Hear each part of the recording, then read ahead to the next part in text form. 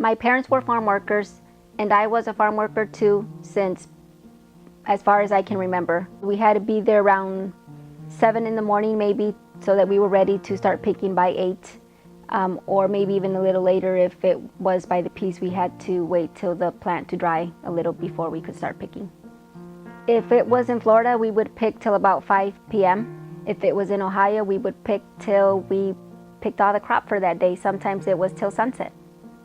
My parents had to look for the schools whenever they got to a new location, and it was hard because when we got to a place where there were not a lot of farm workers, we were picked on by the Anglos. When I was in elementary school, my parents found stable work in Ohio, close to Michigan, so we had a stable place to go to.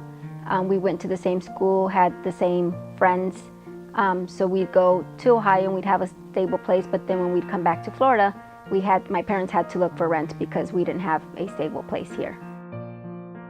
We'd start in Florida, travel within Florida. We'd go to West Palm Beach, Pompano Beach area. Then that was like during the summer. Then we'd come back to our hometown, which is Waimama. And then in late June, early July, we'd go up north to Ohio. We would be there till about the middle of October, and then we'd come back to Florida. It was hard to work in the fields as a child. There were times where we had to pick barefoot. We'd have worms crawling through our toes. There was mud. We had water up to above our knees. In Ohio, we had to work even if it was raining. We could only take a break if it was lightning because of the danger. Sometimes there was no shade for us to take a break, and we just take a break wherever we could. Even though we were poor and we had to work, my parents never kept us from school to help them pick.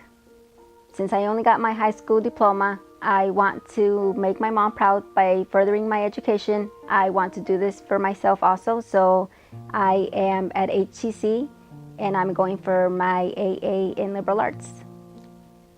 I am from Mexico. My family and I received residency through the Reagan administration. Since then, my family and I are all U.S. citizens. I think that here at Beth-El, we do a lot for the families. I can see it in their face, so that makes me feel really good that we help a lot of people here at Beth-El. Besides seeing the assistance that we give to the community here at Beth-El, I also see that there is a lot of people willing to help, such as the volunteers, the monetary donors, the people who quilt blankets, who bring Easter baskets. It's rewarding to see so many people want to help the community, as well as seeing the people receive that assistance. It just makes me feel so good to see that there are so many people that are willing to do God's will. My name is Rosalva Serrano. I am the Executive Administrative Assistant here at Beth-El, and I am from Michoacán, Mexico.